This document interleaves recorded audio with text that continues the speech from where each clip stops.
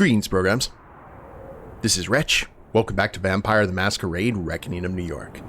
And in the last episode, guys, all hell broke loose as Elysium itself, the art hole, was attacked by a group of well-organized and well-equipped hunters. Apparently, at least one member of the Primogen is dead, some are in frenzy, some are fleeing for their lives. It is crazy, and Kali and Padraic just got out in the nick of time. There are many more questions than answers. Let's see what happens. After a half-hour march, we take a break near an abandoned dump amid rubble and crumbling walls. I slump against a chain fence, mustering what little energy I have left, when I catch Patty giving me a vacant stare. What's up? Got something on my face? That was sharp thinking earlier. You quick on your feet. His compliment earns him a half smirk from me. Yeah. Try walking a mile in my boots, you'd stop second-guessing shit real fast. He chuckles, and I join in. We're laughing like lunatics, the adrenaline making even this lame joke hilarious. I guess we both need a break from the endless doom. But the break is all too short. A scream from the direction of the dump shatters the calm. I recognize the voice instantly, and Patty's grimace tells me he does too. Julia. We rush to the dump, eyes peeled for threats, and only slow down once Julia's voice becomes clear. She's swearing furiously at someone, her voice tinged with pain. Standing over Julia is a strange figure, an older man straight out of a tackier era. Snug jeans, leather jacket, and a ridiculous mustache. Oddly, he's also wearing a priest's collar, and holding a double-barreled shotgun. For some reason, just the sight of him sends a shiver down my spine, making me want to flee. Julia sprawled on the ground, a combat knife pinning her limp arm, while the hunter's shotgun presses brutally against her throat. Despite her exhaustion, she clumsily reaches for a cigarette with her free hand. Her voice is gritty but quivers as she speaks. Be a good sport and help me out. I've earned one last drag, at least. You know, those things will kill you. Hilarious.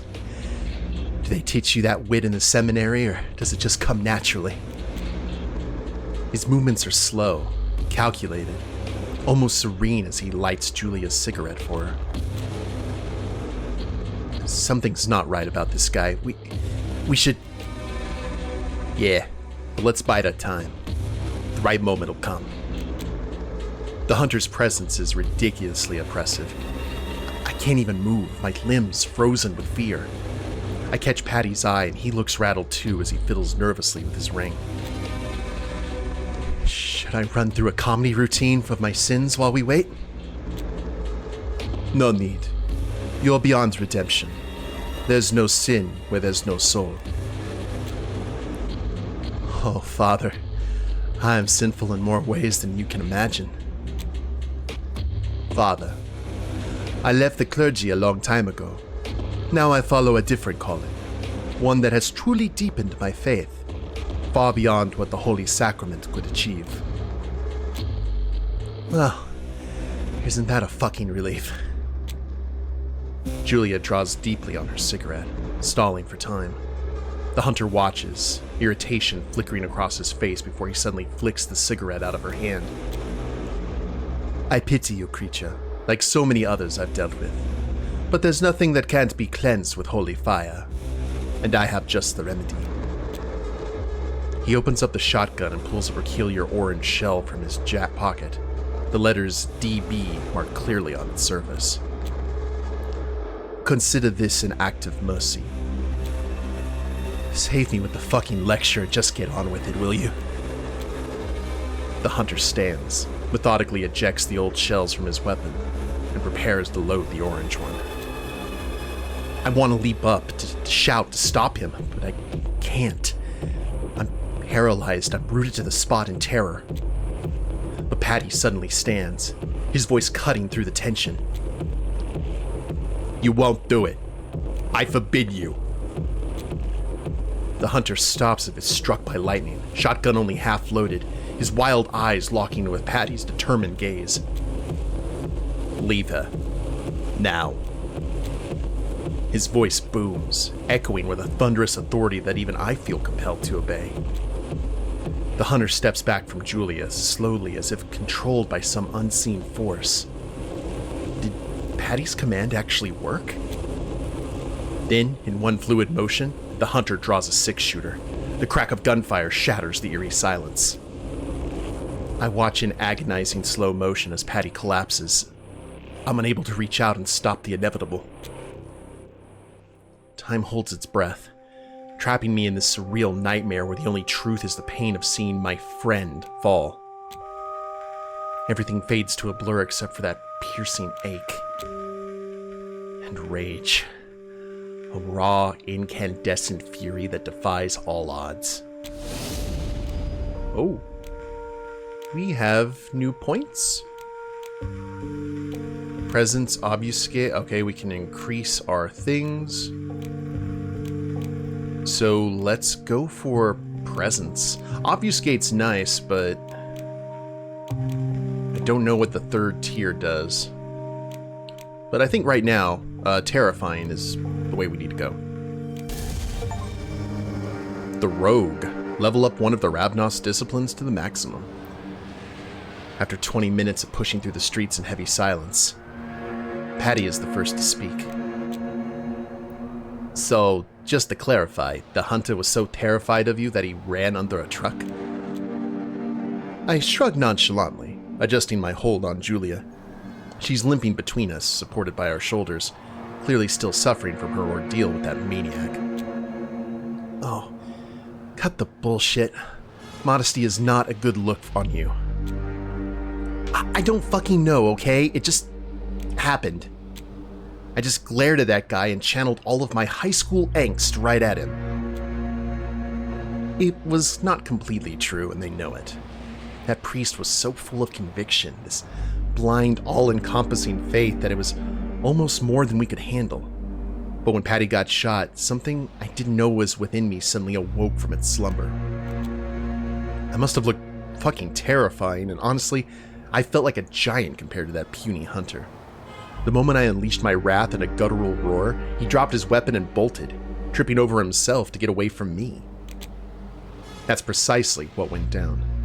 Julia and I heard it, but Patty missed it, the sudden screech of tires followed by a loud, fleshy thud that marked the hunter's premature rapture. But they don't need to learn the behind-the-scenes of it all.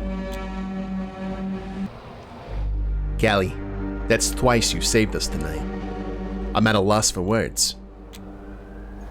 Yeah, whatever, just don't sweat it.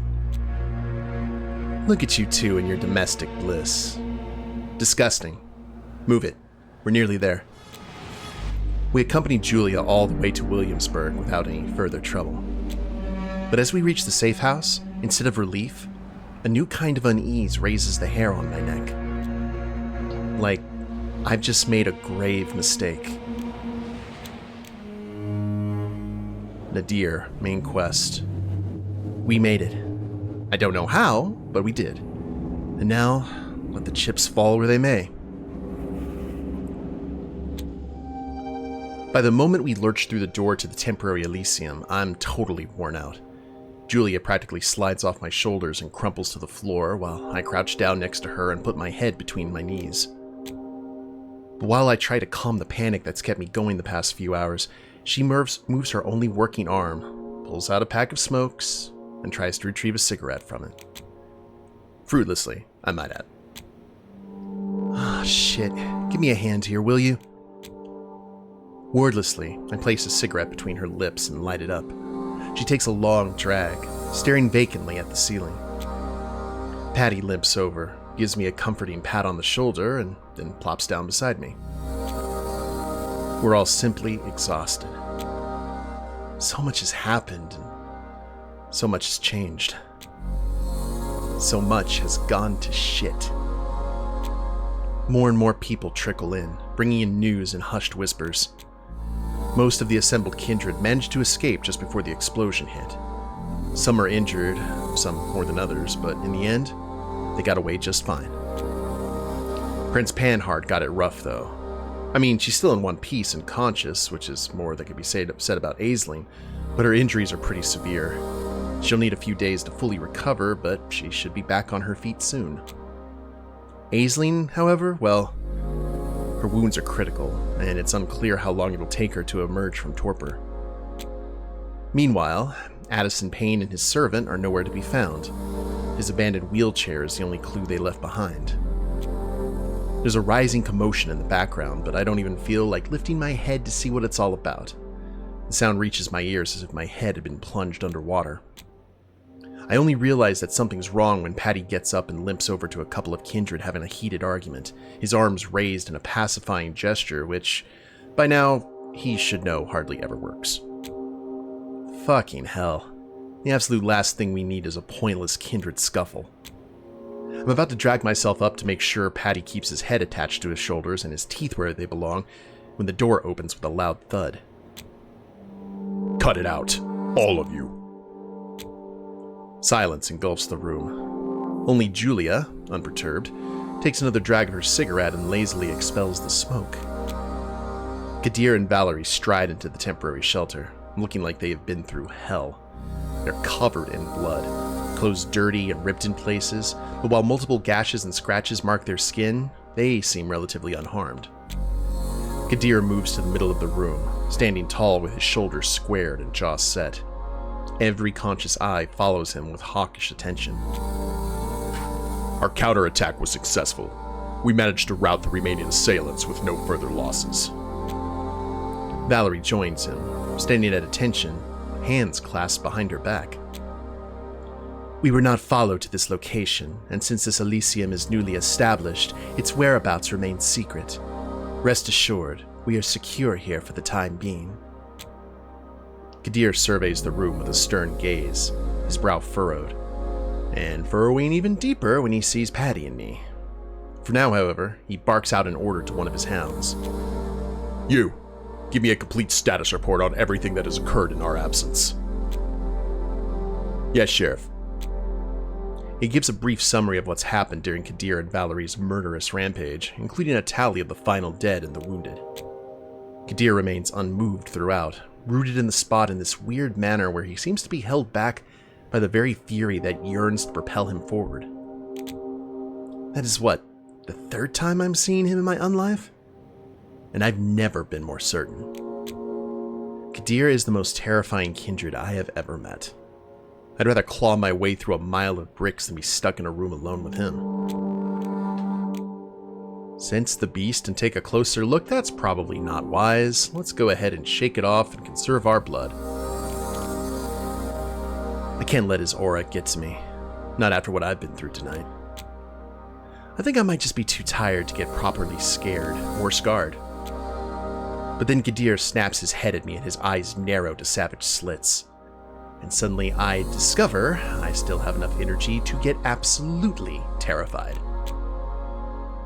That'll be enough. The hound clamps his mouth shut mid-word. Prince Padhart is in no condition to continue tonight. We will wait the day out here and plan our next steps come nightfall. Any objections? His tone invites none, and none are raised.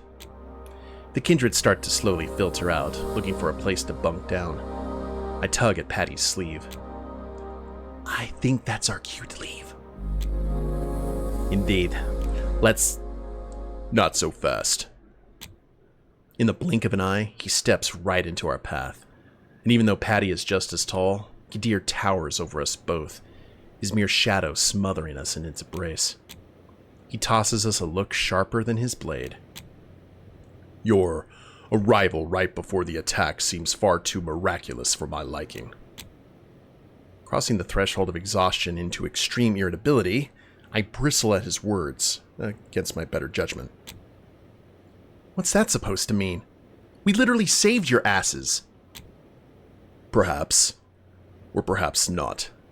We will sort that out tomorrow night. For now, I've got just the right resting place for you. You, take them to the basement cell. A cell? You can't be serious. One look from the sheriff is enough to silence me. Neither of us protests as we're escorted down into a clean, unused cell.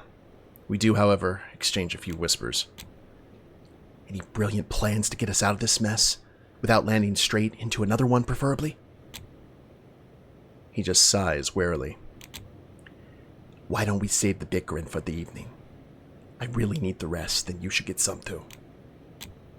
How the hell am I supposed to rest with this fucked up dream playing on loop? It's no need to be dramatic, Callie. We survived the apocalypse tonight. How much worse can it get? How much indeed? Well, at least the cell is sunproof. That's one less thing to worry about. A few days ago.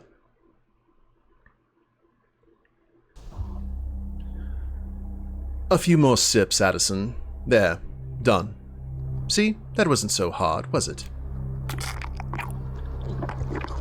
Ugh. Look at you, getting all relaxed. Think of it as chamomile tea. Nobody drinks it for the flavor, really. Ah, must be tough, sipping on blood that's so far below your standards, especially when it's not from your dear circulatory system. But hey, our supplier went the extra mile to make sure it's palatable enough for you. I've been told finding your type with just the right resonance is a bit of a task. It's got to tick the boxes for us both, after all. Oh, I'm afraid we must continue this charade a little while longer. We have big plans for you, Addison. Big plans indeed. Oh, so his herald is not his herald. Maybe an actual man named Harold. Do you wish to end tonight? Yes, please. Night 6. 2 nights till the new year. The chill of concrete. Pitch darkness all around, and then voices. Distorted, frantic whispers piercing the silence. The cocktail of discomforts jolts me awake from the abyss of undead sleep. In that moment, the bitter truth of last night's mayhem hits me like a falling tower. The assault on Elysium, the countless casualties, the absolute chaos. But my eyes don't take long to adapt. I turn in the direction of the voices and spot my cellmate, my partner in doom. Patty's perched on a few steps leading down into our cell, halted up against the basement door while like he's becoming part of it, eavesdropping on the racket outside. Looks like I'm the real sleeping beauty around here. Listen closely. I tune my ears to the outside, catching only bits and pieces of the commotion. You've got a much better shot at eavesdropping from here, Callie. It sounds like there's a, how would you put it? A shitstorm brewing. Think we're gonna get caught up in it? You tell me. He slides over, freeing up some space for me by the door. I lean in and press my ear against it, ready for some juicy vampire audio drama. You bask in your own authority, Helen. Blissfully ignorant. A damn epitome of ivory tower behavior. Tread lightly, Sheriff. You're addressing your superior. Superior? By what measure? Do you truly see yourself standing above us all, Helen? Above those who met their final deaths last night? Payne's gone. Aisling's in torpor. Julia barely slipped through the jaws of that many-headed beast, but many others found no such luck. This is the heavy toll of your negligence. Tell me, how many times did I suggest relocating Elysium? Perhaps we should seek to de-escalate. Spare me, Arturo. I want to hear it from her. Kadir. You've been so detached you don't even know. Had I not anticipated such a disaster, securing havens and employing safety protocols in advance, where would we stand now?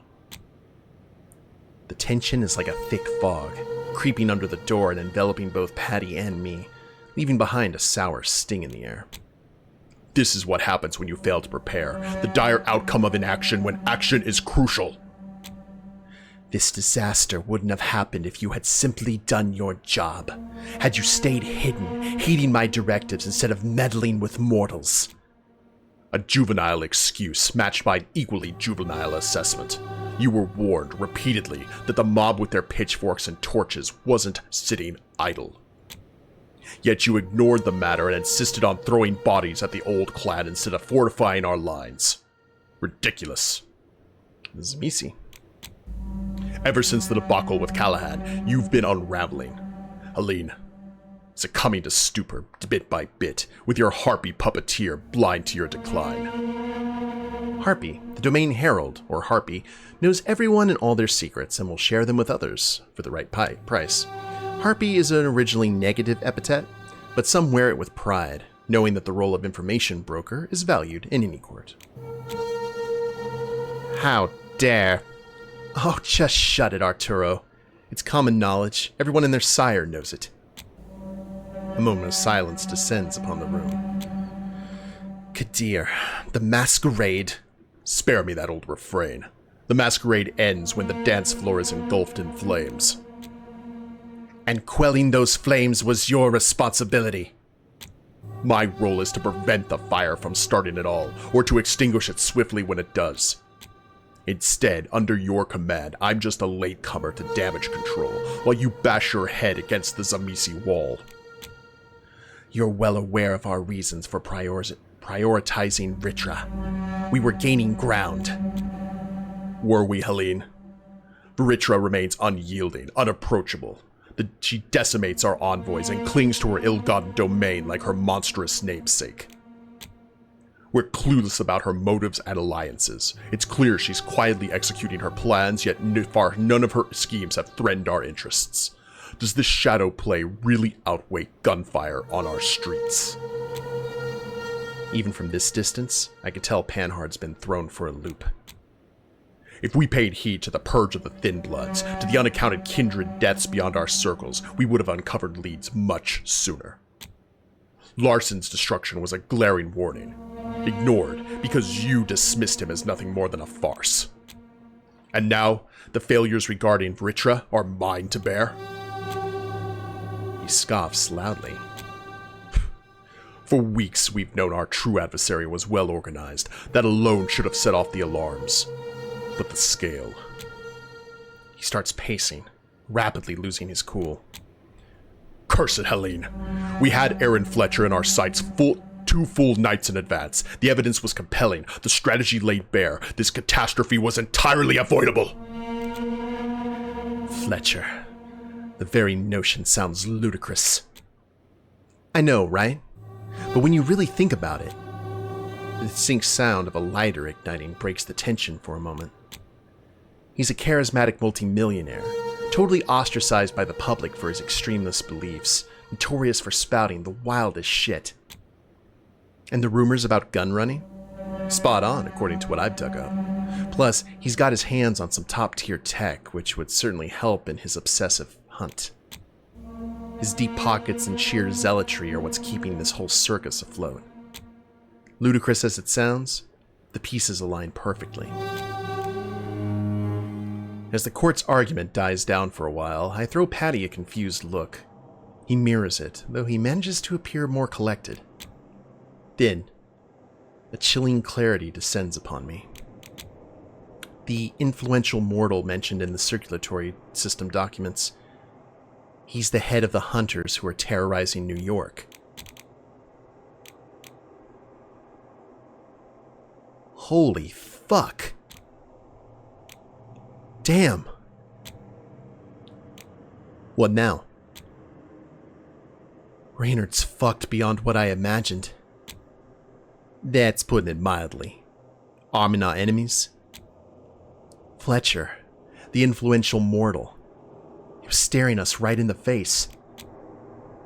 The deeper I dig, the further I disassociate from the person I thought I was. Am I the idiot here? Or is Raynard really the fucking incarnation of deceit? Either way, I'm devastated.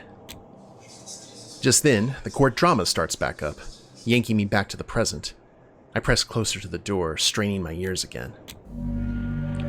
And what do you propose, then? A booming thud signals the introduction of Kadir's fist to some innocent piece of furniture. There's a time for courtesy and a time for heads to roll. I call for the latter.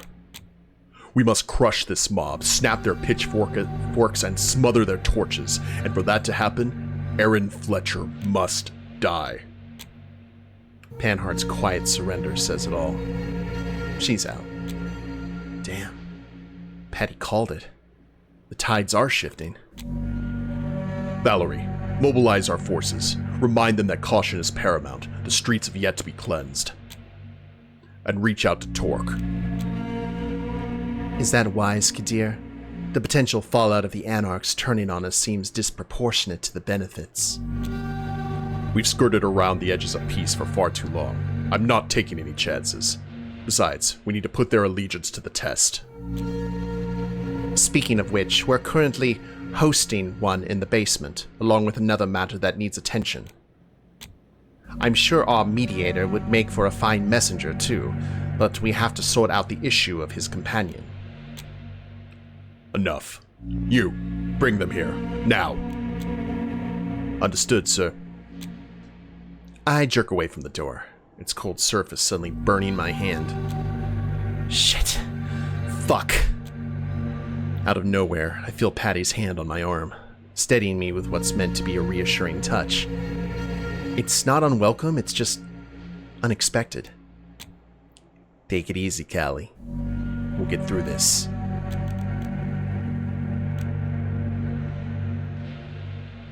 I can't even. Yeah, no, it's over. I'm fucked. Didn't I swear to stick by you? I plan on keeping that promise. All the things we dug up, we got enough evidence to shut them up. Trust me, just... His words are cut off by the screeching of the basement door. That goon I ran into my first night outside Elysium pokes his head into the cell. They're waiting for you upstairs. His eyes, so full of pity, like he's looking at someone already doomed. I sag. I'm completely drained. Patty gives the goon a nod and heads out, and reluctantly, I trail behind. The remnants of the once formidable Primogen Council stare us down as we approach Kadir. He's not as wild-eyed as he was last night when he went on that rampage, but the intensity's still there. Hell, it's even sharper than the first time I laid eyes on him. He gives me a look that reeks of judgment.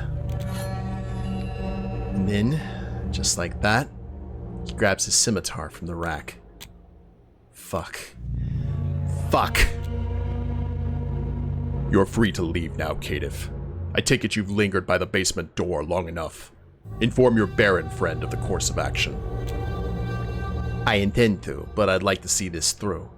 She was my responsibility, after all. Very well. Oh, shit. As you may have noticed, we're on the clock here, and I have little patience for your charades. You promised Castle's head on a plate, and yet here we stand empty-handed. At this juncture, any Ravnos head would suffice to lift my spirits.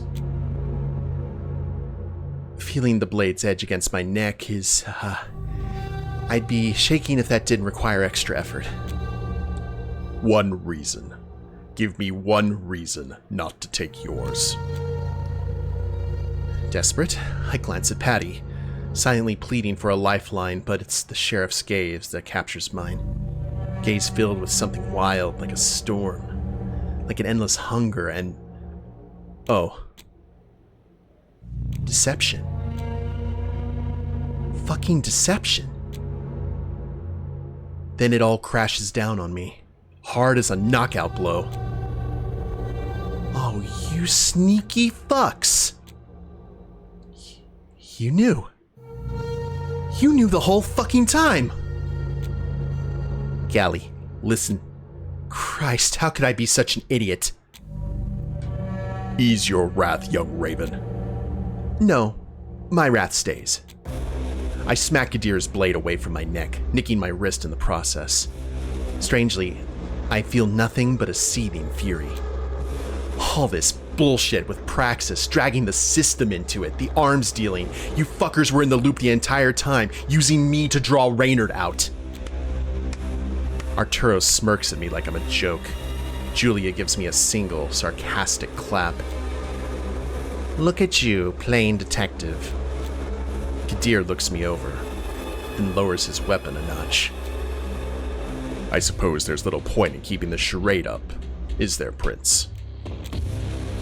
Your further attempts to degrade my position are less than welcome.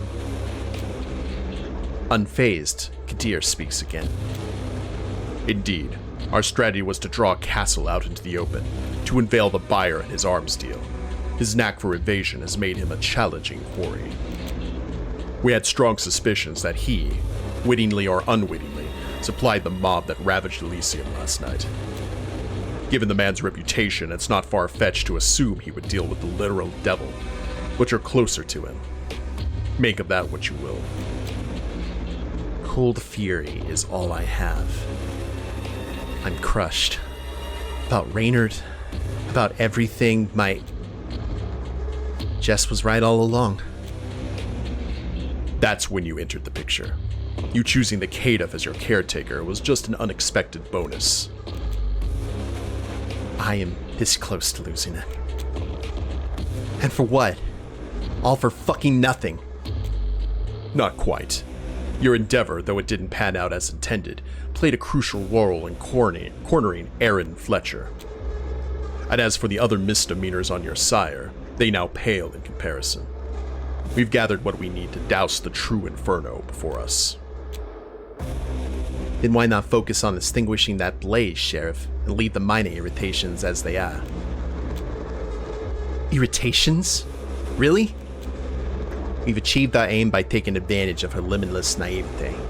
I think it's time to release her. I'm about to snap at him when Kadir raises his blade again. Knowingly or not, she was complicit in Castle's scheme, including those that led to the assault on Elysium. In my eyes, that warrants capital punishment. I didn't... Suddenly, Patty steps in, placing himself between me and Kadir's sharp blade. Ease off, Sheriff. Sheath your weapon. Reserve its sting for the true culprits. Perhaps you have a point, mediator. Frozen, I watch the blade inch closer to Patty's skin. Kadir, cut the shit, please. Enough is enough. They were there for us last night. Look beyond your fury. Recognize Callie for what she truly is. A blind tool in the schemes of a seasoned manipulator. Her death achieves nothing. It won't deliver Castle into our hands. It won't undo the past. It serves no purpose other than to satiate your thirst for carnage. With enough kindred already lost, there's no need to add to the body count. I'm stuck. Fucking paralyzed. It pisses me off the way he's talking about me like I'm just a pawn in their game, even if he's doing it to save my ass. But I can't even tell if he's really trying to protect me or just using me to further his own goals. Kadir and Patty are in a standoff, their eyes locked in a battle of domination, but that damn blade hovering in the air speaks louder than any of their silent threats. The edge of that scimitar is so damn close to Patty's neck it's about to break his skin. Is mine or this stupid fledgling's end truly worth the fallout? Press on, and see how Torque's cooperation becomes a distant dream. That gash across Patty's neck looks like it could open any second, but not a drop of blood shows.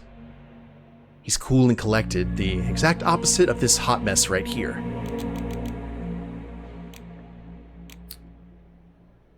Stop this madness? Sure.